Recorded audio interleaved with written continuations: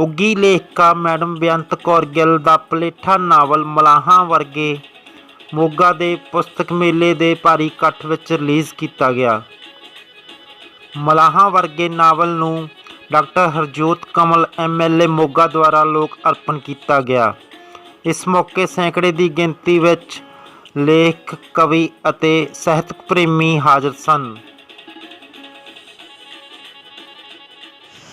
ਸਾਡੇ ਸਾਹਮਣੇ ਬੈਠੇ बहुत ही प्यारे सत्कारयोग विद्वान लेखक पाठक स्रोते सारिਆਂ ਨੂੰ प्यार भरी सत श्री अकाल जी। अज मलाहां वर्गे नां हेठ लिखिया नाम भैन बेअंत कौर गिल जी जिन्होंने 3 पुस्तकां पहला दे दित्तियां पाठकां नूं ਅਤੇ चौथी पुस्तक जी है दे रहे अज इन्हां दा वार्तक विच 2 किताबां पहला एक कविता दी है तो वार्तक विच बहुता लिखण करके ये नावल वाले पासे गए आ। नावल दा जिहड़ा पहला कांड आ हर इंसान समाज नूं बदलने बारे सोचता है, कोई ख्याल विच, कोई सुपनिया विच ते कोई हकीकत विच। यही लेखिका दे विचार ने। नावल दे पहला अध्याय जिहड़ा पहला कांड आ नावल दी जिहड़ी घटना हैगी आ उहनूं दसदा। दुध रिड़क मक्खन कढ़दी नूं अचानक पिंडों फोन आ गया सी कि कुड़े नीतू तुहाडा प्यो पूरा हो गया, छेती आ जाओ। तो प्यो के मरण की खबर तो शुरू हो के नावल जिहड़ा हैगा पिछल झात जुगत नाल चलदा। नावल की जिहड़ी मैं पात्र हैगी आ वो एक रात दे विच पिछे आपदे जन्म तो लैके आपदी माँ दे, आपदे नानकियां दे, दादकियां दे सारे परिवार की कहानी जिहड़ी हैगी आ उहदे प्यो की कहानी जिहड़ी हैगी आ वो एक रात विच आपदी यादां दे विच ही वो सारी बयान कर गया। भूआ दे विचों मुख पात्र है जिहड़ी चंगे पासे नूं लैके जांदी आ। मां मर जांदी आ, प्यो शराबी कबाबी आ, पर वो बच्चे जिहड़े हैगे 2 भैन भरा उन्हां नूं किवें वो जिंदगी दी पटड़ी ते चढ़ा दिंदे आ, जिंदगी दी गतिशीलता जिहड़ी हैगी आ उहदे नाल जोड़ दिंदे हैगे आ। उहदे च एक पुराने अध्यापक का भी रोल हैगा ਜਿਹੜਾ उस मुंडे नूं पढ़ा के पुलिसमैन बना दिंदा। भूआ जिहड़ी उन्हां नूं विआह के बच्चियां वाले बना दिंदी, अगली पीढ़ी तोड़ दिंदी आ। तो इस करके वो पात्र जिहड़े हैगे आ वो मलाहां वर्गे हैगे आ। मलाह भी जिहड़ा हैगा वो भी यही रोल अदा करदा कि बेड़ी नूं चाहे तूफानां 'च घिर जावे ਉਹਦੇ ਵਿੱਚੋਂ ਕੱਢਣ ਦੀ ਕੋਸ਼ਿਸ਼ ਕਰਦਾ, अगले पार जाण ਦੀ कोशिश करदा। इस करके नावल ਦਾ ਜਿਹੜਾ ਸਰਲੇਖ ਹੈਗਾ ਉਹ भी बहुत खूबसूरत हैगा। इन्हां शब्दां नाल ਜਿਹੜਾ ਹੈਗਾ मैं अपनी भैन बेअंत कौर नूं उन्हां दे पलेठे नावल उत्ते अते खूबसूरत नावल लिखण उत्ते बहुत बहुत तहे दिलों मुबारकां भेट करदा। सारिआं नूं बहुत बहुत प्यार, बहुत बहुत सत्कार। जी आयां नूं, जी आयां नूं, जी आयां नूं। जिन्ने कदम रखे सिर मत्थे सारे साडे बहुत ही सत्कारयोग कि मैनूं मनाही होई है कि ज़्यादा नाम नहीं लैणे कि ज़्यादा टाइम ला जानी, मैं बहुत बोलदी हाँ। तो सारिਆਂ चों मैं फिर एक शख्स नूं ਜਿਹੜੇ ਸਾਡੇ ਅੱਜ ਖਾਸ ਤਾਂ ਮੇਰੇ ਲਈ ਸਾਰੇ ਹੀ ਖਾਸ ਆ ਤੇ मैं डॉक्टर हरजोत जी नूं ਜਿਹੜੇ ਸਾਡੇ ਮੌਕੇ ਦੇ ਵਿਧਾਇਕ ਵੀ ਆ ਤੇ ਬਹੁਤ ਪਿਆਰੇ ਔਰ ਸਾਹਿਤਕਾਰਾਂ ਦੀ ਕਦਰ ਵੀ ਕਰਦੇ। ਇਹਨਾਂ ਨੇ ਕਾਫੀ ਵਾਰ ਸਾਨੂੰ ਲੰਚ ਦਾ ਵੀ ਸੱਦਾ ਦਿੱਤਾ ਹੈ ਤੇ ਮੈਡਮ ਰਜਿੰਦਰ ਕਮਲ ਜੀ ਵੀ ਉਹਨਾਂ ਨੇ ਬਹੁਤ ਵਾਰ ਕਿਹਾ ਵੀ ਸਾਰੇ ਸਾਹਿਤਕਾਰ ਆਓ ਤੇ ਅਸੀਂ ਤੁਹਾਡੇ ਨਾਲ ਲੰਚ ਕਰਨਾ ਚਾਹੁੰਦੇ ਆ ਤੇ ਅਸੀਂ ਜਾ ਨਹੀਂ ਸਕੇ। ਵਰਿੰਦਰ ਮੈਮ, ਸਾਡੇ ਮੇਅਰ जी, ਸਾਹਿਲ जी, बाकी भी सारे ਭੈਣਾਂ ਭਰਾਵਾਂ ਦਾ ਬਹੁਤ ਤਹਿ ਦਿਲ ਤੋਂ ਸ਼ੁਕਰੀਆ। ਜਿਹੜੇ ਮੇਰੇ ਵੀਰ ਨਾਲ ਆਏ ਆ ਉਹਨਾਂ ਦਾ ਵੀ ਸਾਰਿਆਂ ਦਾ ਧੰਨਵਾਦ। ਡਾਕਟਰ ਹਰਜੋਤ ਜੀ 2 ਸ਼ਬਦ ਜੇ ਤੁਸੀਂ ਕਹਿ ਸਕੋ ਕੋਈ ਸੰਦੇਸ਼ ਦੇ ਰੂਪ ਚ ਤਾਂ ਸਾਨੂੰ ਬਹੁਤ ਮਾਣ ਹੋਊਗਾ। ਹਾਂਜੀ ਪਲੀਜ਼। ਸਤਿ ਸ਼੍ਰੀ ਅਕਾਲ। ਮੰਚ ਤੇ ਬੇਅੰਤ ਜੀ ਤੋਂ ਪਹਿਲਾਂ ਬੋਲਣ ਵਾਲਿਆਂ ਨੇ ਕਿਹਾ ਸੀਗਾ ਵੀ ਕਾਹਲੀ ਬਹੁਤ ਹੈ, ਛੇਤੀ ਛੇਤੀ ਨਿਬੇੜ ਲਿਓ। ਬੇਅੰਤ ਜੀ ਨੇ ਮੈਨੂੰ ਸੱਦਾ ਦੇ ਦਿੱਤਾ। ਆਮ ਤੌਰ ਤੇ ਲੀਡਰੀ ਦਾ ਤੇ ਸਾਹਿਤ ਦਾ ਕੋਈ ਬਹੁਤਾ ਬੇਅੰਤ ਜੀ ਮੇਲ ਹੈ ਨਹੀਂ। ਕਿਸੇ ਲੀਡਰ ਨੂੰ ਕਿਸੇ ਪ੍ਰੋਗਰਾਮ ਤੇ ਸੱਦ ਲਿਆ ਸੀ ਤੇ ਉਹ ਤਾਂ ਕਹਿੰਦਾ ਜੀ ਮੈਨੂੰ ਤਾਂ ਉਹ ਮੇਲਾ ਦੂਜਾ ਸੀਗਾ ਜੀ ਖੇਡਾਂ ਵਾਲਾ। ਕਹਿੰਦਾ ਮੇਰੀਆਂ ਮਨ ਭਾਉਂਦੀਆਂ ਖੇਡਾਂ ਕਿਹੜੀਆਂ ਕਿਹੜੀਆਂ? ਕਹਿੰਦਾ ਇੱਕ ਕਬੱਡੀ, ਇੱਕ ਹਾਕੀ ਤੇ ਇੱਕ ਟੂਰਨਾਮੈਂਟ। ਸੱਦਿਆ ਬਜ਼ਾਰ ਨੂੰ ਟੂਰਨਾਮੈਂਟ ਦੇ ਸੀ। ਸੋ ਹਾਲ ਮੇਰਾ ਵੀ ਉਦਾਂ ਦਾ ਹੀ ਆ। ਛੋਟਾ ਹੁੰਦਾ ਸੀ ਕਿਤੇ ਮੇਰੇ ਸਕੂਲ ਦੇ ਵਿੱਚ ਮੇਰੀ ਮਦਰ ਟੀਚਰ ਸੀ ਤੇ ਅਸੀਂ ਸਾਰੇ ਹੀ ਗਵਰਨਮੈਂਟ ਸਕੂਲਾਂ ਚੋਂ ਪੜ੍ਹੇ ਆ। 6ਵੀਂ ਤੋਂ ਬਾਅਦ ਦੀ ਗੱਲ ਹੋਣੀ ਆ ਜਾਂ 7ਵੀਂ ਦੀ ਗੱਲ ਹੋਣੀ ਆ ਤੇ ਸਾਨੂੰ ਜਦੋਂ ਅੱਧੀ ਛੁੱਟੀ ਹੁੰਦੀ ਸੀ ਗਰਾਊਂਡ ਦੇ ਵਿੱਚ ਬੈਠ ਜਾਂਦੇ ਸੀ। ਉੱਥੇ ਹੀ ਸਾਡਾ ਜਿਹੜਾ ਲੰਚ ਆ ਘਰੋਂ ਲਿਆਂਦਾ ਹੁੰਦਾ ਸੀ ਉਹ ਖਾਂਦੇ ਹੁੰਦੇ ਸੀ। ਤੇ ਉੱਥੇ ਇੱਕ ਕਾਗਜ਼ ਪਿਆ ਸੀ, ਇੱਕ ਵਾਰੀ ਮੈਨੂੰ ਮਿਲਿਆ। ਬੇਅੰਤ ਜੀ ਨੇ ਤਾਂ ਨਾਲ ਸ਼ਾਇਰਾ ਪੱਕਾ ਲਿਖਿਆ ਹੋਇਆ ਹੈ। ਮੈਂ ਸੋਚਦਾ ਸੀ ਨਾਵਲ ਲਿਖਿਆ, ਹੁਣ ਤਾਂ ਲੇਖਕਾ ਲਿਖ ਦੇਣਾ ਚਾਹੀਦਾ ਸੀ, ਪਰ ਉਹ ਮੈਨੂੰ ਤਾਂ ਉਨੀ ਕੀ ਕਵਿਤਾ ਬੇਅੰਤ ਆਉਂਦੀ ਹੈ। ਉਹਦੇ ਤੇ ਨਾ ਕਿਤੇ 2-3 ਲਾਈਨਾਂ ਲਿਖੀਆਂ ਪਈਆਂ ਸੀ। ਉਹ ਕਹਿੰਦਾ ਮੇਰੇ ਪਿੰਡ ਦੀਆਂ ਸੜਕਾਂ ਲੰਬੀਆਂ ਚੌੜੀਆਂ ਖੁੱਲੀਆਂ, ਸੜਕ ਤੇ ਲੱਗਿਆ ਖੰਭਾ, ਖੰਭੇ ਤੇ ਜਗਦਾ ਲਾਟੂ, ਲਾਟੂ ਤੇ ਰੋੜਾ ਮਾਰਿਆ, ਜੈ ਜਵਾਨ ਪਿਆਰਿਆ ਤੇ ਜੈ ਕਿਸਾਨ ਪਿਆਰਿਆ। ਉਹ ਮੇਰੇ ਜ਼ਿਹਨ 'ਚ ਬਸੀ ਹੋਈ ਆ। ਬਾਕੀ ਉਸ ਤੋਂ ਬਾਅਦ ਬੇਅੰਤ ਜੀ ਨੇ ਮੈਨੂੰ ਕਿਤਾਬਾਂ ਦਿੱਤੀਆਂ, ਕਈ ਪੜ੍ਹਨੇ ਨੂੰ ਮੈਂ ਪੜ੍ਹੀਆਂ ਵੀ। ਮੈਨੂੰ ਸ਼ੌਕ ਅਥਰਾ ਜਿਹਾ ਹੁੰਦਾ ਵੈਸੇ ਕਿਤਾਬਾਂ ਪੜ੍ਹਨ ਦਾ, ਤੁਹਾਡਾ ਸਮਾਂ ਬਹੁਤ ਲੈ ਲੈਂਦਾ। ਪਰ ਮੈਂ ਸਮਝਦਾ ਕਿ ਜਿਸ ਬੰਦੇ ਨੂੰ ਜ਼ਿੰਦਗੀ 'ਚ ਕਿਤਾਬਾਂ ਪੜ੍ਹਨ ਦੀ ਚੇਟਕ ਲੈ ਜੇ, ਲੱਗ ਜੇ ਕਿਤੇ, ਉਹਨੂੰ ਜ਼ਿੰਦਗੀ 'ਚ ਫੈਸਲੇ ਕਰਨੇ ਬੜੇ ਸੌਖੇ ਹੋ ਜਾਂਦੇ ਆ। ਅੱਜ ਕੱਲ੍ਹ ਸੁਭਾਅ ਦੇ ਵਿੱਚ ਕਾਲਾਪਨ ਤੇ ਤੇਜ਼ੀ ਇਸ ਕਰਕੇ ਆ ਗਿਆ ਸੀ, ਮੋਬਾਈਲ ਤੇ ਆਇਆ ਮੈਸੇਜ ਵੀ ਮਾੜਾ ਜਿਹਾ ਦੇਖ ਕੇ ਹੀ ਸਕਰੋਲ ਕਰ ਦਿੰਦੇ। ਸੋ ਇੱਕ ਕਿਤਾਬ ਨੂੰ ਪੜ੍ਹਨ ਵਾਸਤੇ ਬੜਾ ਠਰਮਾ ਚਾਹੀਦਾ, ਰੂਹਦਾਰੀ ਚਾਹੀਦੀ ਆ। ਔਰ ਮੈਂ ਦੇਖਿਆ ਕਿ ਜਿਹੜਾ ਬੰਦਾ ਕਿਤਾਬ ਨੂੰ ਪੜ੍ਹ ਰਿਹਾ ਹੁੰਦਾ, ਕਿਤੇ ਨਾ ਕਿਤੇ ਕਿਤਾਬ ਨਾਲ ਦੀ ਨਾਲ ਉਹਨੂੰ ਪੜ੍ਹ ਰਹੀ ਹੁੰਦੀ ਹੈ। ਤੇ ਜਦੋਂ ਤੱਕ ਤੁਸੀਂ ਆਪ ਪਾਤਰ ਬਣ ਕੇ ਕਿਤਾਬ 'ਚ ਨਹੀਂ ਨਾ ਵੜਦੇ, ਉਨੀ ਦੇਰ ਤੱਕ ਫਿਰ ਪੜ੍ਹਨ ਦਾ ਸਵਾਦ ਨਹੀਂ ਆਉਂਦਾ, ਨਾ ਹੀ ਉਹ ਪੜ੍ਹੀ ਦਾ ਅਸਰ ਹੁੰਦਾ। ਸੋ ਮੈਨੂੰ ਹੁਣੇ ਉਹ ਚੈਨਲ ਵਾਲਿਆਂ ਨੇ ਪੁੱਛਿਆ ਤੇ ਮੈਂ ਉਹਨਾਂ ਨੂੰ ਇਹੀ ਦੱਸ ਰਿਹਾ ਸੀਗਾ ਕਿ ਕਿਤਾਬ ਕੋਈ ਐਲੋਪੈਥੀ ਦੀ ਦਵਾਈ ਵਰਗੀ ਨਹੀਂ ਕਿ ਤੁਸੀਂ ਪੜ੍ਹੀ ਤੇ ਉਹਦਾ ਅਸਰ ਹੋ ਗਿਆ ਹੁਣੇ। ਕਿਤਾਬ ਤਾਂ ਇੱਕ ਇਹੋ ਜਿਹੀ ਚੀਜ਼ ਹੈ ਜਿਹੜੀ ਪੜ੍ਹੀ ਤੇ ਪਤਾ ਨਹੀਂ ਜ਼ਿੰਦਗੀ 'ਚ ਕਦੋਂ ਤੁਹਾਨੂੰ ਕੰਮ ਆਉਣੀ। ਮੈਨੂੰ ਕਰੋਨਾ ਹੋ ਗਿਆ, ਉਹਦੇ 'ਚ 17 ਕੁ ਦਿਨ ਮੈਨੂੰ ਅੰਦਰ ਰਹਿਣਾ ਪਿਆ। ਮੈਂ 17 ਦਿਨਾਂ ਦੇ ਵਿੱਚ ਕਈ ਕਿਤਾਬਾਂ ਪੜ੍ਹ ਲਈਆਂ ਤੇ ਮੈਂ ਆਡੀਓ ਵੀਡੀਓ ਬੁੱਕਸ ਜਿਹੜੀਆਂ ਆ ਉਹ YouTube ਤੇ ਕਾਫੀ ਦੇਖੀਆਂ। ਮੈਂ ਇੱਕ ਗੱਲ ਦੱਸ ਕੇ ਹੀ ਸਮਾਪਤੀ ਕਰ ਲੈਣੀ ਹੈ, ਕਿਉਂਕਿ ਕਿਤਾਬਾਂ ਦਾ ਮਹੱਤਵ ਜ਼ਿੰਦਗੀ ਦੇ ਵਿੱਚ ਕਿੰਨਾ ਕੁ ਉਹਦਾ ਰੋਲ ਹੈਗਾ। ਅੱਜ ਤੁਸੀਂ ਇੱਥੇ ਪੁਸਤਕ ਮੇਲਾ ਲਾਇਆ, ਉਹਦੇ ਵਿੱਚ ਬੜੀਆਂ ਚੀਜ਼ਾਂ ਸੱਭਿਆਚਾਰਕ ਪੋਸਟਰ ਨੇ, ਸਿੱਖ ਇਤਿਹਾਸ ਨੂੰ ਦਰਸਾਉਂਦੀਆਂ।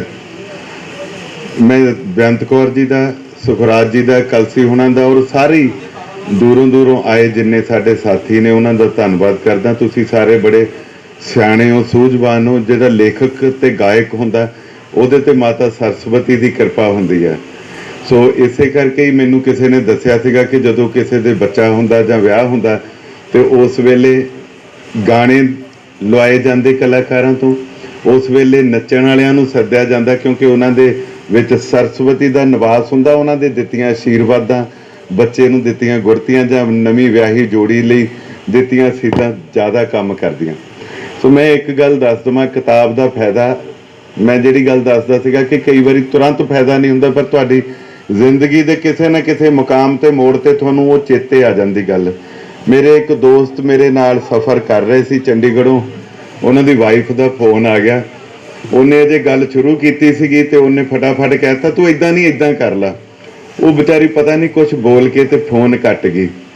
ਮੈਂ 2 ਮਿੰਟ ਚੁੱਪ ਰਿਹਾ। ਮੈਨੂੰ ਐਂ ਲੱਗਿਆ ਵੀ ਚਲੋ ਇਹਨਾਂ ਦਾ ਘਰੇਲੂ ਮਸਲਾ, ਮੈਂ ਕਾਹਨੂੰ ਦਖਲਅੰਦਾਜ਼ੀ ਕਰਨੀ। ਫਿਰ ਮੈਂ ਉਹਨੂੰ ਹੌਲੀ ਹੌਲੀ ਗੱਲ ਸ਼ੁਰੂ ਕੀਤੀ। ਮੈਂ ਕਿਹਾ ਭਾਜੀ ਮੈਂ ਇੱਕ ਕਿਤਾਬ ਪੜ੍ਹੀ ਸੀਗੀ,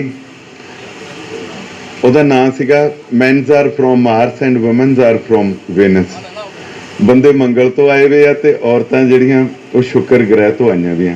ਸੋ ਅਸੀਂ ਕਈ ਵਾਰੀ ਕੋਸ਼ਿਸ਼ ਕਰਦੇ ਹਾਂ ਕਿ ਅਸੀਂ ਆਪਣੀ ਘਰ ਵਾਲੀ ਨੂੰ, ਆਪਣੀ ਭੈਣ ਨੂੰ, ਆਪਣੇ ਬੱਚਿਆਂ ਨੂੰ, ਆਪਣੀ ਬੱਚੀ ਨੂੰ ਉਵੇਂ ਦਾ ਬਣਾਈਏ ਜਿਵੇਂ ਦੇ ਅਸੀਂ। ਉਹ ਬਣ ਹੀ ਨਹੀਂ ਸਕਦੀ। ਔਰ ਕਈ ਵਾਰੀ ਔਰਤ ਆਪਣੇ ਬੰਦੇ ਨੂੰ ਕੰਟਰੋਲ ਕਰਨ ਦੀ ਕੋਸ਼ਿਸ਼ ਕਰਦੀ, ਉਹ ਵੀ ਨਹੀਂ ਸਕਦਾ ਹੁੰਦਾ। ਹੁਣ ਠੀਕ ਹੈ ਵਿਚਾਰਾ ਡਰਦਾ ਬੋਲੇ ਨਾ, ਉਹ ਵੱਖਰੀ ਗੱਲ ਆ।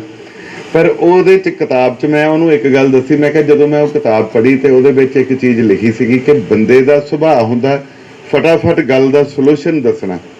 ਔਰਤ ਨੇ ਕੋਈ ਆਪਣੀ ਗੱਲ ਦੱਸੀ ਆਪਣੀ ਕੋਈ ਜਿਹੜੀ ਵੀ ਉਹਦੀ ਮੁਸ਼ਕਲ ਆ ਉਹ ਦੱਸੀ। ਅਜੇ ਬੰਦਾ ਪੂਰੀ ਸੁਣਦਾ ਵੀ ਨਹੀਂ, ਉਹਦਾ ਤੁਰੰਤ ਹੀ ਕਹਿੰਦਾ ਏਦਾਂ ਕਰ ਲਾ, ਜਦ ਕਿ ਔਰਤ ਨੂੰ ਤਾਂ ਹੱਲ ਚਾਹੀਦਾ ਹੀ ਨਹੀਂ ਹੁੰਦਾ, ਉਹ ਚਾਹੁੰਦੀ ਹੁੰਦੀ ਮੇਰੀ ਗੱਲ ਸੁਣ ਲੈ। ਉਹ ਬੰਦਾ ਬੜਾ ਖੁਸ਼ ਹੋਇਆ, ਕਹਿੰਦਾ ਯਾਰ ਤੂੰ ਤਾਂ ਮੇਰੇ ਮਸਲੇ ਦਾ ਹੱਲ ਹੀ ਕਰਤਾ। ਮੈਂ ਕਿਹਾ ਕਿਉਂ? ਕਹਿੰਦਾ ਤੁਹਾਡੇ ਤਾਂ ਭਰਜਾਈ ਦਾ ਰੌਲਾ ਹੀ ਇਹ ਪਾਉਂਦੀ ਜੀ, ਤੁਸੀਂ ਤਾਂ ਮੇਰੀ ਗੱਲ ਹੀ ਨਹੀਂ ਸੁਣਦੇ। ਸੋ ਇਹ ਮੈਨੂੰ ਲੱਗਿਆ ਕਿ ਮੇਰੀ ਪੁਰਾਣੀ ਪੜ੍ਹੀ ਕਿਤਾਬ ਨੇ ਉੱਥੇ ਉਹਦਾ ਅਸਰ ਦਿਖਾਇਆ, ਉਹਨੂੰ ਇੱਕ ਦਵਾਈ ਦਾ ਕੰਮ ਦਿੱਤਾ। ਔਰ ਮੈਨੂੰ ਉਹ ਤੋਂ ਬਾਅਦ ਉਹਨੇ ਮੈਨੂੰ ਆਪ ਦੱਸਿਆ, ਕਹਿੰਦਾ ਯਾਰ ਮੈਂ ਤੇਰੇ ਵਾਲੇ ਫਾਰਮੂਲੇ ਤੇ ਅਮਲ ਕਰਕੇ ਵੇਖਿਆ, ਗੱਲ ਤਾਂ ਸਹੀ ਹੈ। ਕਹਿੰਦਾ ਉਹਨੂੰ ਹੱਲ ਤਾਂ ਚਾਹੀਦਾ ਹੀ ਨਹੀਂ, ਕਹਿੰਦਾ ਮੇਰਾ ਤਾਂ ਰੌਲਾ ਹੀ ਇਹ ਪੈਂਦੀ। ਉਹ ਕਹਿੰਦੀ ਜੀ ਮੈਨੂੰ ਤੁਸੀਂ ਗੱਲ ਹੀ ਨਹੀਂ ਕਰਨ ਦਿੰਦੇ, ਤੁਸੀਂ ਤਾਂ ਫਟਾਫਟ ਹੱਲ ਦੱਸਣ ਲੱਗ ਪਏ, ਤੁਸੀਂ ਮੈਨੂੰ ਸੁਣਦੇ ਹੀ ਨਹੀਂ। ਸੋ ਮੈਂ ਧੰਨਵਾਦ ਕਰਦਾ ਬੇਅੰਤ ਜੀ ਔਰ ਸਾਰੀ ਟੀਮ ਦਾ, ਜਿਨ੍ਹਾਂ ਨੇ ਇਹ ਪੁਸਤਕ ਮੇਲਾ ਲਾ ਕੇ ਦੁਆਰਾ ਚੇਟਕ ਜਿਹੜਾ ਲਾਉਣ ਦੀ ਕੋਸ਼ਿਸ਼ ਕੀਤੀ ਹੈ। ਮੈਂ ਸਾਡੇ ਬੜੇ ਸੂਝਵਾਨ ਬੜੇ ਪੜ੍ਹੇ ਲਿਖੇ ਮੁੱਖ ਮੰਤਰੀ ਨੇ, ਮੈਂ ਆਪ ਪਿਛਲੇ ਦਿਨੀ ਉਹਨਾਂ ਨੂੰ ਮਿਲ ਕੇ ਇਹ ਕਹਿ ਕੇ ਆਇਆ ਸੀਗਾ ਕਿ ਜਿਹੜਾ ਪੰਜਾਬੀ ਭਾਸ਼ਾ ਵਿਭਾਗ ਹੈ ਉਹ ਮਰਿਆ ਪਿਆ, ਉਹਨੂੰ ਆਪਾਂ ਦੁਆਰਾ ਚਾਲੂ ਕਰਾਈਏ, ਕਿਉਂਕਿ ਸਰਕਾਰਾਂ ਬਹੁਤੇ ਪੜ੍ਹਿਆਂ ਦੀਆਂ ਆ ਪਰ ਦਿਲ ਤੱਕ ਪੜ੍ਹਿਆਂ ਦੀਆਂ ਨਹੀਂ।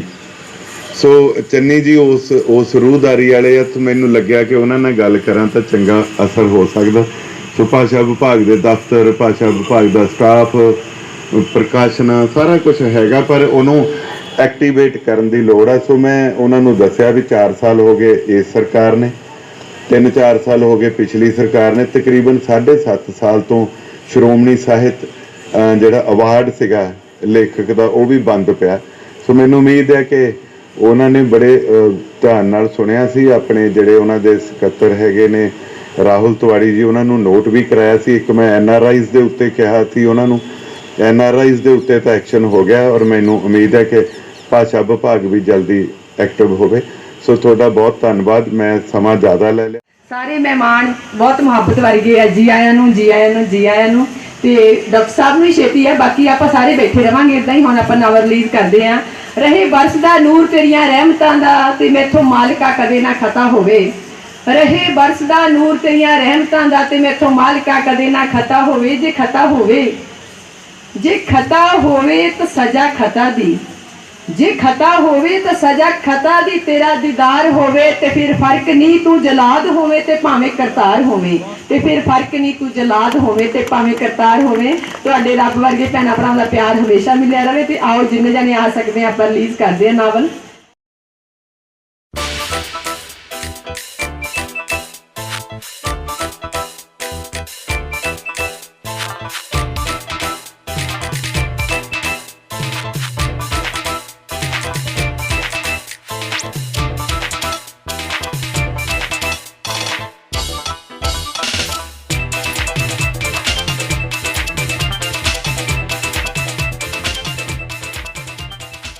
मैं रिंपी गरेवाल, मैं बहुत धन्नवादी हाँ ਬੇਅੰਤ ਕੌਰ ਜੀ ਦਾ, ਜਿਨ੍ਹਾਂ ਨੇ ਇੰਨੇ ਵਧੀਆ ਪੁਸਤਕ ਮੇਲੇ ਦੇ ਵਿੱਚ ਮੈਨੂੰ ਇਨਵਾਈਟ ਕੀਤਾ ਤੇ ਅੱਜ ਉਹਨਾਂ ਦਾ ਨਾਵਲ ਮਲਾਹਾਂ ਵਰਗੇ ਰਿਲੀਜ਼ ਹੋਇਆ, ਜਿਹਦੇ ਬਾਰੇ ਅਸੀਂ ਸੁਣਿਆ ਕਿ ਉਹਨਾਂ ਨੇ ਇਸ ਦੇ ਪਾਤਰ ਨੂੰ ਮੈਂ ਦੇ ਰੂਪ ਦੇ ਵਿੱਚ ਹੀ ਕਿਹਾ। ਇਹ ਜਿਨ੍ਹਾਂ ਨੇ ਜਦੋਂ ਇਹ ਰਿਲੀਜ਼ ਕੀਤਾ ਉਦੋਂ ਸਾਨੂੰ ਇਹ ਦੱਸਿਆ, ਤੇ ਬਹੁਤ ਹੀ ਵਧੀਆ ਇਹ ਲਿਖਿਆ ਹੋਇਆ ਨਾਵਲ ਆ ਤੇ ਮੈਂ ਘਰੇ ਜਾ ਕੇ ਜ਼ਰੂਰ ਪੜ੍ਹਨਾ ਪਸੰਦ ਕਰੂੰਗੀ। ਤੇ ਇਸ ਤਰ੍ਹਾਂ ਦੇ ਮੇਲੇ ਇੱਕ ਬਹੁਤ ਹੀ ਵਧੀਆ ਮੈਸੇਜ ਦੇ ਕੇ ਜਾਂਦੇ ਆ ਬੱਚਿਆਂ ਲਈ, ਸਪੈਸ਼ਲੀ ਜਿਹੜੇ ਬੱਚੇ ਵੀਡੀਓ ਗੇਮਸ ਨਾਲ ਜੁੜੇ ਹੋਏ ਆ। ਤੇ ਮੈਂ ਚਾਹੁੰਦੀ ਹਾਂ ਕਿ ਇਸ ਤਰ੍ਹਾਂ ਦੇ ਮੇਲੇ ਬਾਰ-ਬਾਰ ਲੱਗਣ। ਧੰਨਵਾਦ। ਸਤਿਕਾਰਯੋਗ ਮੇਰੇ ਭੈਣ ਭਰਾ ਸਾਰਿਆਂ ਨੂੰ ਪਿਆਰ ਭਰੀ ਸਤਿ ਸ਼੍ਰੀ ਅਕਾਲ। ਅੱਜ ਸਾਨੂੰ ਬੇਅੰਤ ਕੌਰ ਨੇ ਇੱਥੇ ਇਨਵਾਈਟ ਕੀਤਾ ਆ। ਉਹਨਾਂ ਦਾ ਇੱਕ ਨਾਵਲ ਰਿਲੀਜ਼ ਹੋਇਆ ਮਲਾਹ ਵਰਗੇ, ਤੇ ਇਹਦੇ ਵਿੱਚ ਉਹਨਾਂ ਨੇ ਮੈਂ ਦਾ ਹੀ ਸਾਰਾ ਦੱਸਿਆ ਵਾ ਵੀ ਮੈਂ ਕਿਸ ਤਰ੍ਹਾਂ ਆ ਤੇ ਕਿਸ ਤਰ੍ਹਾਂ ਕੀਤਾ ਜਾ ਰਿਹਾ ਤੇ ਕਿਸ ਤਰ੍ਹਾਂ ਇਹਨੂੰ ਵਰਤਿਆ ਜਾ ਰਿਹਾ ਵਾ। ਤੇ ਇਹ ਨਾਵਲ ਨੂੰ ਦੇਖ ਕੇ ਬਹੁਤ ਹੀ ਵਧੀਆ ਲੱਗਿਆ, ਤੇ ਅਸੀਂ ਇਹਨੂੰ ਜਦੋਂ ਪੜ੍ਹਾਂਗੇ, ਪੜ੍ਹਨ ਤੋਂ ਬਾਅਦ ਹੀ ਸਾਨੂੰ ਪਤਾ ਲੱਗੂਗਾ ਵੀ ਅਸੀਂ ਇਹਦੇ ਵਿੱਚ ਕੀ ਲਿਖਿਆ ਗਿਆ ਤੇ ਕੀ ਸਾਨੂੰ ਸਮਝਣਾ ਚਾਹੀਦਾ ਆ। ਤੇ ਇਸ ਪ੍ਰਦਰਸ਼ਨੀ ਨੂੰ ਦੇਖ ਕੇ ਮੈਂ ਅੱਜ ਹਰ ਇੱਕ ਨੌਜਵਾਨ ਬੱਚਿਆਂ ਨੂੰ ਵੀ ਕਹੂੰਗੀ ਵੀ ਇਸ ਪ੍ਰਦਰਸ਼ਨੀ ਵਿੱਚ ਤੁਹਾਨੂੰ ਆਉਣਾ ਚਾਹੀਦਾ। ਆਓ ਤੇ ਇਸ ਪ੍ਰਦਰਸ਼ਨੀ ਦੇ ਵਿੱਚੋਂ ਬੁੱਕ ਖਰੀਦੋ ਤੇ ਪੜ੍ਹੋ, ਤੇ ਜਿਹੜੀਆਂ ਗੇਮਾਂ ਵਗੈਰਾ ਦਾ ਖਹਿੜਾ ਛੱਡੋ, ਕਿਉਂਕਿ ਪ੍ਰਦਰਸ਼ਨੀ ਦੇ ਵਿੱਚੋਂ ਬਹੁਤ ਕੁਝ ਹੀ ਸਿੱਖਣ ਨੂੰ ਮਿਲਦਾ ਹੈ। ਧੰਨਵਾਦ। ਸਤਿ ਸ਼੍ਰੀ ਅਕਾਲ ਜੀ, ਮੈਂ ਸਰਬਜੀਤ ਕੌਰ ਮਾਲਾ। ਸਭ ਤੋਂ ਪਹਿਲਾਂ ਤਾਂ ਅਸੀਂ ਸਾਹਿਤ ਮੰਚ ਪੰਜਾਬ ਦਾ ਬਹੁਤ ਧੰਨਵਾਦ ਕਰਦੇ ਹਾਂ, ਜਿਨ੍ਹਾਂ ਨੇ ਕਿ ਸਾਡੇ ਮੋਗੇ ਦੇ ਵਿੱਚ ਬਹੁਤ ਜ਼ਿਆਦਾ ਸ਼ਲਾਘਾਯੋਗ ਉਪਰਾਲਾ ਕੀਤਾ। ਗੁਰੂ ਨਾਨਕ ਕਾਲਜ ਦੇ ਵਿੱਚ 3 ਦਿਨਾਂ ਪੁਸਤਕ ਪ੍ਰਦਰਸ਼ਨੀ ਲਗਾਈ ਗਈ ਹੈ, ਜੋ ਕਿ ਅੱਜ ਪੁਸਤਕ ਪ੍ਰਦਰਸ਼ਨੀ ਦਾ 17 ਤਰੀਕ ਹੈ, ਅਖੀਰਲਾ ਦਿਨ ਹੈ। ਤੇ ਪਹਿਲੇ 2 ਦਿਨ ਵੀ ਬਹੁਤ ਜ਼ਿਆਦਾ ਵਧੀਆ ਰਹੇ ਤੇ ਅੱਜ ਮੈਨੂੰ ਖਾਸ ਤੌਰ ਤੇ ਖੁਸ਼ੀ ਮਹਿਸੂਸ ਹੋ ਰਹੀ ਹੈ ਕਿ ਸਾਡੇ ਮੋਗੇ ਵਾਲੇ ਲੋਕਾਂ ਦੇ ਵਿੱਚ ਬਹੁਤ ਹੀ ਜ਼ਿਆਦਾ ਉਤਸ਼ਾਹ ਪਾਇਆ ਜਾ ਰਿਹਾ ਹੈ। ਜਿਵੇਂ ਤੁਸੀਂ ਤੁਰ ਫਿਰ ਕੇ ਸਟਾਲਸ ਉੱਤੇ ਦੇਖ ਰਹੇ ਵੀ ਲੋਕ, ਸਾਡੀ ਨੌਜਵਾਨ ਪੀੜ੍ਹੀ ਹੈ ਜਿਹੜੀ ਮੋਗੇ ਦੀ, ਬੜੇ ਚਾਅ ਦੇ ਨਾਲ, ਉਤਸ਼ਾਹ ਦੇ ਨਾਲ ਜਿਹੜਾ ਉਹਨਾਂ ਦਾ ਮਨਪਸੰਦ ਸਾਹਿਤ ਹੈ, ਜੋ ਵੀ ਉਹਨਾਂ ਨੂੰ ਕਿਤਾਬਾਂ ਪਸੰਦ ਉਹ ਖਰੀਦਦਾਰੀ ਕਰ ਰਹੇ ਹੈ ਤੇ ਜੋ ਇੱਕ ਜਾਣੀ ਕਿ ਚੰਗੀ ਆਪਾਂ ਸੇਧ ਕਹਿ ਸਕਦੇ ਨੌਜਵਾਨਾਂ ਲਈ। ਦੂਸਰਾ ਇਹਨਾਂ ਨੇ, ਮੈਂ ਜਿਵੇਂ ਤੁਹਾਨੂੰ ਪਤਾ ਹੀ ਵੀ ਰਾਜਨੀਤਿਕ ਵੀ ਮੈਨੂੰ ਚਿਹਰਾ ਸਮਝ ਸਕਦੇ ਹੋ, ਸਮਾਜਿਕ ਚਿਹਰਾ ਵੀ ਸਮਝ ਸਕਦੇ, ਮੇਰੀ ਡਿਊਟੀ ਲਾਈ ਸੀ ਇਹਨਾਂ ਨੇ ਜਿਵੇਂ ਲੰਗਰ ਤੇ ਚਾਹ ਪਾਣੀ ਦੀ ਸੇਵਾ ਲਈ। ਤਾਂ ਮੈਨੂੰ ਬਹੁਤ ਖੁਸ਼ੀ ਹੋ ਰਹੀ ਹੈ ਵੀ ਸਾਨੂੰ ਨਿਮਾਣਿਆਂ ਨੂੰ ਛੋਟੀ ਜਿਹੀ ਇਹਨਾਂ ਦੀ ਸੇਵਾ ਕਰਨ ਦਾ ਮੌਕਾ ਮਿਲਿਆ ਤੇ ਆਪਾਂ ਮੋਗੇ ਵਾਲਿਆਂ ਨੇ ਜਿਵੇਂ ਮਸ਼ਹੂਰ ਹੈ ਸੇਵਾ ਪਾਣੀ, ਚਾਹ ਪਾਣੀ ਦੀ, ਆਪਾਂ ਲੰਗਰ ਦੀ ਕੋਈ ਕਸਰ ਨਹੀਂ ਛੱਡੀ ਹੈ। ਬਹੁਤ ਸਾਰੇ ਜਿਹੜੇ ਹੈਗੇ ਆ ਰਾਈਟਰ ਆ, ਉਹਨਾਂ ਦੀਆਂ ਕਿਤਾਬਾਂ ਰਿਲੀਜ਼ ਕੀਤੀਆਂ ਗਈਆਂ ਜਿਨ੍ਹਾਂ ਦੇ ਵਿੱਚ ਸਾਡੇ ਮੋਗੇ ਦੀ ਮਾਨਮੱਤੀ ਸ਼ਖਸੀਅਤ ਬੇਅੰਤ ਕੌਰ ਗਿੱਲ ਜੀ ਦਾ ਨਾਵਲ ਮਲਾਹਾਂ ਵਰਗੇ ਰਿਲੀਜ਼ ਕੀਤਾ ਗਿਆ ਤੇ ਸਾਨੂੰ ਵੀ ਉਹਨਾਂ ਦੀ ਇੱਕ ਪੁਸਤਕ ਭੇਂਟ ਹੋਈ ਹੈ ਤੇ ਜਦੋਂ ਵੀ ਟਾਈਮ ਮਿਲਿਆ ਅਸੀਂ ਜ਼ਰੂਰ ਪੜ੍ਹਾਂਗੇ। ਉਹਨਾਂ ਦੇ ਜਿਹੜੇ ਉਹਨਾਂ ਦੇ ਵਲਵਲੇ ਪੇਸ਼ ਕੀਤੇ ਹੈਗੇ ਉਹਨਾਂ ਨੇ ਉਹ ਜ਼ਰੂਰ ਦੇਖਾਂਗੇ। ਤੇ ਇਸ ਤੋਂ ਇਲਾਵਾ ਜੀ ਕਵੀ ਦਰਬਾਰ ਇਸ ਸਮਾਗਮ ਦੀ ਇੱਕ ਮੁੱਖ ਖਿੱਚ ਰਿਹਾ ਤਿੰਨੇ ਦਿਨ। ਅੱਜ ਵੀ ਹੁਣ ਤੁਸੀਂ ਦੇਖ ਸਕਦੇ ਹੋ ਕਵੀ ਦਰਬਾਰ ਚੱਲ ਰਿਹਾ ਹੈ ਤੇ ਕਵੀ ਦਰਬਾਰ ਦੇ ਵਿੱਚ ਵੀ ਜਿਹੜੇ ਸਾਡੇ ਹੈਗੇ ਆ ਸਰੋਤੇ ਆ, ਉਹਨਾਂ ਦੇ ਖਾਸ ਜਿਵੇਂ ਕਹਿ ਸਕਦੇ ਖਾਸ ਰੁਚੀ ਹੈ, ਖਾਸ ਇੰਟਰਸਟ ਹੈ, ਬੜੇ ਉਤਸ਼ਾਹ ਦੇ ਨਾਲ ਉਹ ਕਵੀ ਦਰਬਾਰ ਦੇਖਦੇ ਆ, ਸੁਣਦੇ ਆ। ਤੇ ਸ਼ਾਮ ਦੀ ਮਹਿਫਲ ਦੇ ਵਿੱਚ ਨੁੱਕੜ ਨਾਟਕ ਖੇਡਿਆ ਜਾਂਦਾ ਤੇ ਅੱਜ ਵੀ ਜਿਹੜਾ ਪ੍ਰੋਗਰਾਮ ਇਸੇ ਤਰ੍ਹਾਂ ਚੱਲ ਰਿਹਾ, ਸ਼ਾਮ ਦੀ ਮਹਿਫਲ ਦੇ ਵਿੱਚ ਨੁੱਕੜ ਨਾਟਕ ਖੇਡਿਆ ਜਾਊ। ਸਤਿ ਸ਼੍ਰੀ ਅਕਾਲ ਦੋਸਤੋ, ਅੱਜ ਇੱਥੇ ਗੁਰੂ ਨਾਨਕ ਕਾਲਜ ਦੇ ਵਿੱਚ ਜਿਹੜਾ ਮੇਲਾ ਲੱਗਿਆ ਸੀ ਕਿਤਾਬਾਂ ਦਾ, ਉਹਦਾ ਅਖੀਰਲਾ ਦਿਨ ਸੀਗਾ ਤੇ ਇੱਥੇ ਆ ਕੇ ਤਿੰਨੋਂ ਦਿਨ ਹਾਜ਼ਰੀ ਭਰਨ ਦਾ ਮੌਕਾ ਮਿਲਿਆ ਤੇ ਬਹੁਤ ਚੰਗਾ ਲੱਗ ਰਿਹਾ ਕਿਉਂਕਿ ਇੱਥੇ ਕਿਤਾਬਾਂ ਦੇ ਨਾਲ ਜਿਹੜੀਆਂ ਕਿਤਾਬਾਂ ਹੁੰਦੀਆਂ ਆਪਣੇ ਵਧੀਆ ਦੋਸਤ ਹੁੰਦੀਆਂ ਵਾ ਤੇ ਕਿਤਾਬਾਂ ਦੇ ਨਾਲ ਬੜੀ ਸਾਂਝ ਤੇ ਨਾਲ ਹੀ ਨਾਲ ਜਿਹੜੇ ਫੇਸਬੁੱਕ ਤੇ ਦੋਸਤ ਸੀਗੇ ਉਹਨਾਂ ਦੇ ਰੂਬਰੂ ਹੋਣ ਦਾ ਵੀ ਮੌਕਾ ਮਿਲਿਆ ਤੇ ਸਾਰੇ ਖਾਸ ਤੌਰ ਤੇ ਜਿਹੜੀ ਨੌਜਵਾਨ ਪੀੜ੍ਹੀ ਆ ਉਹਨਾਂ ਦੇ ਵਿੱਚ ਬੜਾ ਉਤਸ਼ਾਹ ਦੇਖਣ ਨੂੰ ਮਿਲਿਆ ਕਿ ਸਾਰੇ ਹੀ ਵੱਧ ਚੜ੍ਹ ਕੇ ਹਿੱਸਾ ਲੈ ਰਹੇ ਨੇ। ਸਟੇਜ ਦੇ ਵਿੱਚ ਜਿਹੜੀਆਂ ਪੋਇਮਾਂ ਬੋਲੀਆਂ ਜਾਂਦੀਆਂ, ਕਵਿਤਾਵਾਂ ਬੋਲੀਆਂ ਜਾਂਦੀਆਂ, ਸਟੇਜ ਐਕਟੀਵਿਟੀ ਦੇ ਵਿੱਚ ਵੀ ਪੂਰੇ ਤਤਪਰ ਨੇ ਸਾਰੇ ਔਰ ਜਿਹੜੀਆਂ ਬੁੱਕਸ ਹੈਗੀਆਂ ਵਾ ਉਹ ਵੀ ਬਹੁਤ ਸਾਰੇ ਵਧੀਆ ਤਰੀਕੇ ਨਾਲ ਸਾਰੇ ਦੇਖ ਰਹੇ ਨੇ ਔਰ ਖਰੀਦ ਵੀ ਰਹੇ ਨੇ। ਸੋ ਬੜਾ ਮਾਣ ਹੁੰਦਾ ਕਿ ਬੱਚੇ ਬਹੁਤ ਸਾਰੇ ਨੌਜਵਾਨ ਵਰਗ ਆ ਜਿਹੜਾ ਸਾਹਿਤ ਨਾਲ ਜੁੜਿਆ ਹੋਇਆ। ਪੁਸਤਕ ਮੇਲੇ ਤੇ ਆ ਕੇ ਬਹੁਤ ਵਧੀਆ ਲੱਗ ਰਿਹਾ ਵਾ ਕਿਉਂਕਿ ਬਹੁਤ ਸਮੇਂ ਬਾਅਦ ਜਿਹੜਾ ਇਹ ਪੁਸਤਕ ਮੇਲਾ ਹਰ ਸਾਲ ਜਿਵੇਂ ਲੱਗਦਾ ਰਿਹਾ ਵਾ ਤੇ ਜਿਹੜੇ ਅਲੱਗ-ਅਲੱਗ ਆਪਣੇ ਸਾਹਿਤਕਾਰ ਆ, ਨਾਵਲਕਾਰ ਆਉਂਦੇ ਆ ਤੇ ਉਹਨਾਂ ਨੂੰ ਸੁਣਿਆ ਹੀ ਸੀਗਾ, ਪਰ ਅੱਜ ਉਹਨਾਂ ਨੂੰ ਦੇਖਣ ਦਾ, ਨੇੜੇ ਜਾਣਨ ਦਾ ਬਹੁਤ ਮੌਕਾ ਮਿਲਿਆ। ਬਹੁਤ ਸਾਰੀਆਂ ਕਿਤਾਬਾਂ ਵਾ ਜਿਹੜੀਆਂ ਸਿਰਫ ਪੜ੍ਹੀਆਂ ਹੀ ਸੀਗੀਆਂ ਤੇ ਅੱਜ ਉਹਦੇ ਨਾਲ ਦੀਆਂ ਹੋਰ ਵੀ ਵੇਖਣ ਨੂੰ ਮਿਲੀਆਂ। ਬਹੁਤ ਵਧੀਆ ਲੱਗ ਰਿਹਾ ਵਾ। ਇੱਥੇ ਬਹੁਤ ਹੀ ਫੇਮਸ ਰਾਈਟਰ ਜਿਹੜੇ ਆਏ ਹੋਏ ਆ ਜਿਨ੍ਹਾਂ ਨੂੰ ਨੇੜੇ ਤੋਂ ਦੇਖਣ ਦਾ ਮੌਕਾ ਮਿਲਿਆ। ਧੰਨਵਾਦ। ਸਤਿ ਸ਼੍ਰੀ ਅਕਾਲ ਦੋਸਤੋ, ਅੱਜ ਇਸ ਪੁਸਤਕ ਮੇਲੇ ਦੇ ਵਿੱਚ ਸਾਰੇ ਫਰੈਂਡਸ ਨੂੰ ਮਿਲ ਕੇ ਬਹੁਤ ਵਧੀਆ ਲੱਗਾ ਔਰ ਇਹ ਪਹਿਲਾਂ ਜਿਹੜਾ ਪੁਸਤਕ ਮੇਲਾ ਸੀ ਇਹ ਕਾਲਜ ਦੇ ਅੰਦਰ ਜਿਹੜਾ ਹਾਲ ਆ ਉਹਦੇ ਵਿੱਚ ਲਾਇਬ੍ਰੇਰੀ ਹਾਲ ਦੇ ਵਿੱਚ ਹੁੰਦਾ ਸੀ ਔਰ ਹੌਲੀ ਹੌਲੀ ਅਪਗ੍ਰੇਡ ਹੋ ਕੇ ਇਹਨੇ ਜਦੋਂ ਅਪਗ੍ਰੇਡ ਹੋਇਆ ਵਾ ਤਾਂ ਇੱਧਰ ਗਰਾਊਂਡ ਦੇ ਵਿੱਚ ਆਪਣੇ ਆਉਣ ਆ ਗਿਆ ਔਰ ਉਸ ਤੋਂ ਬਾਅਦ ਹੁਣ ਅਸੀਂ ਆਪਦੇ ਫਰੈਂਡਸ ਨੂੰ ਮਿਲ ਕੇ ਬਹੁਤ ਵਧੀਆ ਖੁਸ਼ੀ ਪ੍ਰਤੀਤ ਕਰ ਰਹੇ ਹਾਂ ਤੇ ਬੁੱਕ ਫੇਅਰ ਦੇ ਵਿੱਚ ਕਵਿਤਾਵਾਂ ਸੁਣ ਕੇ ਕਵਿਤਾਵਾਂ ਲਿਖਣ ਦੀ ਸਾਨੂੰ ਜਿਹੜੀ ਚਾਹਤ ਪੈਦਾ ਹੋਈ ਹੈ ਜੀ। ਧੰਨਵਾਦ ਜੀ। ਸਾਡੇ ਮੋਗਾ ਸ਼ਹਿਰ ਦੇ ਵਿੱਚ ਪਿਛਲੇ 3 ਦਿਨਾਂ ਤੋਂ ਪੁਸਤਕ ਮੇਲਾ ਚੱਲ ਰਿਹਾ, 15, 16 ਤੇ ਅੱਜ 17 ਤਰੀਕ ਹੈ। ਅੱਜ ਅਖੀਰਲਾ ਦਿਨ ਹੈ ਪੁਸਤਕ ਮੇਲੇ ਦਾ ਔਰ ਇਹ ਬਹੁਤ ਵਧੀਆ ਇੱਕ ਉਪਰਾਲਾ ਸੀਗਾ ਸਾਹਿਤ ਪ੍ਰਸਾਰ ਮੰਚ ਦਾ ਜਿਹੜਾ ਮੋਗੇ ਨੂੰ ਇੱਕ ਮਾਣ ਬਖਸ਼ਿਆ ਇਹਨਾਂ ਨੇ। ਵਧੀਆ ਮਤਲਬ ਇੱਕ ਉਪਰਾਲਾ ਹੋਇਆ, ਇੱਥੇ ਪੁਸਤਕ ਮੇਲਾ ਲੱਗਿਆ। ਨਾਲ ਸਾਨੂੰ ਵੀ ਮੌਕਾ ਮਿਲਿਆ ਇੱਥੇ ਵਨ ਲਾਈਫ ਵਨ ਟਰੀ ਵੱਲੋਂ ਫ੍ਰੀ ਪਲਾਂਟਸ ਵੰਡਣ ਦਾ। ਅਸੀਂ ਬੂਟੇ ਫ੍ਰੀ ਇੱਥੇ ਵੰਡੇ ਆ, 400 ਦੇ ਕਰੀਬ ਬੂਟੇ ਅੱਜ ਵੰਡ ਚੁੱਕੇ ਹਾਂ ਅਸੀਂ ਔਰ ਬਹੁਤ ਵਧੀਆ ਲੋਕਾਂ 'ਚ ਉਤਸ਼ਾਹ ਹੈਗਾ ਕਿਤਾਬਾਂ ਦੇ ਪ੍ਰਤੀ, ਨਾਲ ਵਾਤਾਵਰਨ ਦੇ ਪ੍ਰਤੀ।